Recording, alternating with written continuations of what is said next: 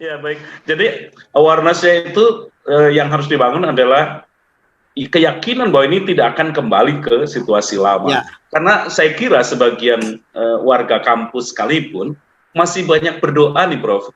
Dalam message mereka, dalam ini mereka itu berdoa supaya kita kembali normal seperti itu. Itu yang harus dihapus ya Prof. Virus flu itu habis nggak? Flu burung, flu Tidak babi. habis. Betul, justru itu. Iya, masih terus ada. Nah, yang pernah saya dengar hilang itu katanya tapi masih muncul juga. Cacar. Tahun 70-an, saya STM itu dulu ada banyak dipasang pamflet bahwa cacar itu sampai pada the point of no return, nggak bakal balik lagi. Saya nggak tahu apakah ini. Sekarang kusta juga masih ada, tapi kan generasi berikutnya udah lahir dengan kekuatannya sendiri. Betul. Mungkin kita nggak kuat, karena kita adalah generasi non-COVID. Tapi yang lahir sekarang sudah bersama COVID dia lahir. Gizi saja, zaman saya telur 2 biji digoreng pakai wajan tipis. Untuk satu rumah anak mamaku 8 tambah bapakku dipotong tipis-tipis. Sekarang cucu saya disuruh ngupas telur puyuh dimakannya 5. Udah lebih kuat dia. Iya, Prof. Ya ini jadi kan ada. Nanti saya di terakhir saya sampaikan pesan yang paling bijak. Ya? Baik, Prof. Nah, jadi nampaknya perlu juga diberi semacam edukasi, teologi wabah nih untuk membangun keyakinan. Dan ini saya pada salah satu tulisan saya katakan bahwa COVID-19 adalah wahyu perubahan. Karena sudah tidak turun lagi rasul, maka diturunkanlah wahyu itu melalui penyakit ini. Kita berubah. Yang dulu menolak jarak jauh kita terima, yang dulu kita piknik suka-suka sekarang mulai berkurang. Coba pariwisata yang dengan dekadensi moralnya sekarang di stop.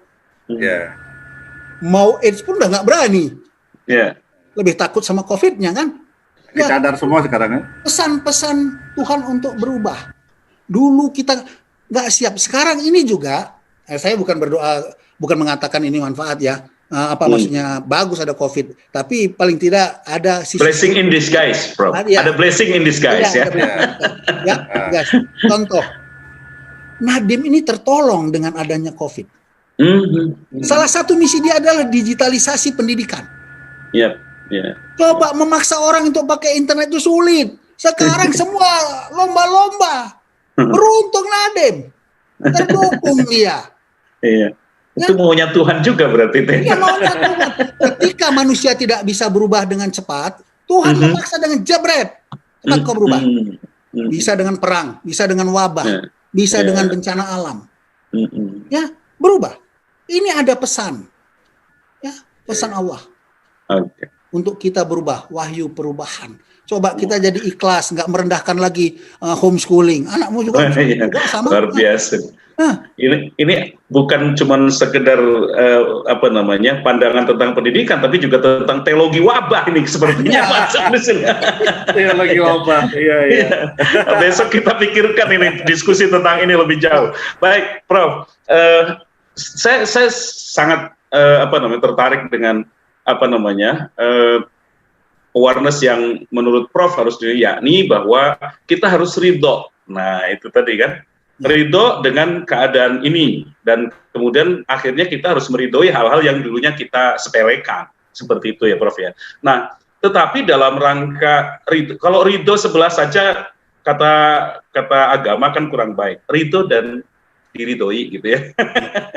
Artinya kita berpikir bahwa pada satu keadaan seperti ini, manajemen pendidikan tinggi ini mestinya kan yang tadi oleh Saudara Opi diawali dengan deskripsi realitas di mana perguruan tinggi hanya jadi pabrik gitu kan. Nah, kira-kira dengan kondisi new era ini bagaimana memperbaiki atau mempercepat atau menggunakan situasi ini untuk kemudian mengubah dari perguruan tinggi yang dulunya arahnya adalah pabrik gitu ya, sehingga memproduksi monolitik keahlian gitu ya, misalnya di dalam pendidikan gitu ya, atau ada beberapa kejuruan atau profesionalisme tertentu yang di situ, dan kita akan produk seperti itu, selalu mau disamakan semua. Tapi Prof tadi sudah dari awal juga mengindikasikan harus ada bagi-bagi, ada yang jadi pemikir juga di situ.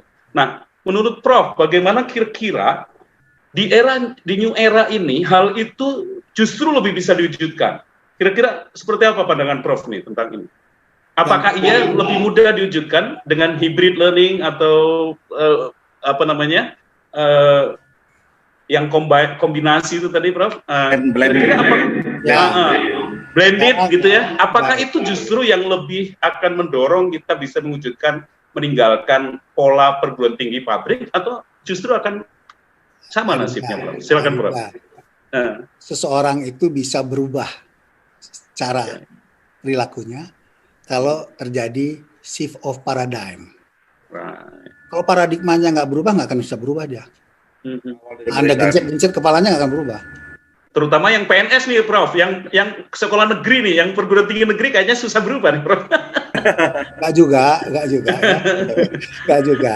Sama yang saya takut di pejabatnya. Saya melihat Mas Menteri sudah bermimpi terbang dengan gaya milenial, akan membawa pendidikan ke era milenial, ya. Tapi di level second line, third line-nya, sebagian, nggak semua ya, masih berpikir secara old normal. Right. Ketika kita Menteri mengatakan kampus merdeka, ya, mereka masih kuat dengan melahirkan aturan-aturan yang sifatnya mengurangi kepercayaan. Mencengkram ya, Prof. Ya, dengan paradigma tidak percaya. Ya. Kalau sudah berawal dari tidak percaya, maka semua yang kita lakukan adalah mengawasi, menghukum, menangkap. Itu saja. Tapi kalau kita mulai dengan percaya, maka akan kita bebaskan. Kita dorong, kita motivasi, kita fasilitasi. Seperti bos saya tadi. Pemberdayaan dulu, berdayakan dia. Dan ingat, tidak bisa seketika. Adinda, saya mau tanya, apa bedanya kuda dengan manusia? Ketika lahir, berapa lama dibutuhkan oleh kuda untuk berjalan? Adinda Sufyandi. Berapa lama? Seketika. Tapi manusia bisa langsung jalan? Tidak bisa. Kaget kita. Kalau kuda seketika tahu. Sebenarnya ini adalah pelajaran dari Allah, bahwa manusia itu lahir hanya bawa potensi.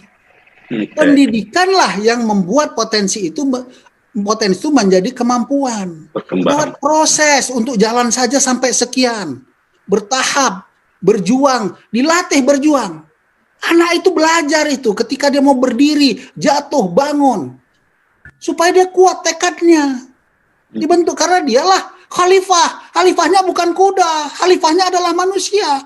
Yang mewarnai kehidupan manusia ini adalah manusia, kehidupan dunia. Nah, di sini ada misi perguruan tinggi. Tidak sekedar menyiapkan tenaga kerja. Kita kan sudah ada vokasi, tapi nggak yakin juga. Yang akademik sama juga. Lihat kurikulumnya nanti. Kurikulum vokasi, otomotif dengan kurikulum S1 sama saja, nggak boleh. Harus beda. Nah, itu saya tamatan STM zaman dulu. Terlalu banyak ngitung-ngitung. Ketemu radio nggak bisa betulin saya. STM yang betulin lah. Nggak usah ngitung-ngitung. Sama ayahnya yang sudah praktek pun malah kita nggak boleh bongkar ya, Pak. Ya? Dan harus punya kebanggaan. Walaupun kita teknisi, kan kita punya kontribusi juga. Nah, oleh sebab itu dibuatlah dulu IKIP Padang dan Jogja. Yang khusus diproduksi untuk guru STM. Kalau kami di IKIP yang lain, kurikulumnya sama dengan insinyur. Ya kalau memang saya insinyur, saya nggak masuk IKIP. Karena saya nggak mampu ke sana lah saya masuk ke IKIP. Tahu-tahu di IKIP dikasih ilmu sama si insinyur. Babak belurlah kami kan. 7 tahun baru tamat sarjana. Nah, jadi sudah kita ikuti. Sudah ada kandang-kandangnya, ikuti itu. Nah, harus ikhlas untuk berbeda.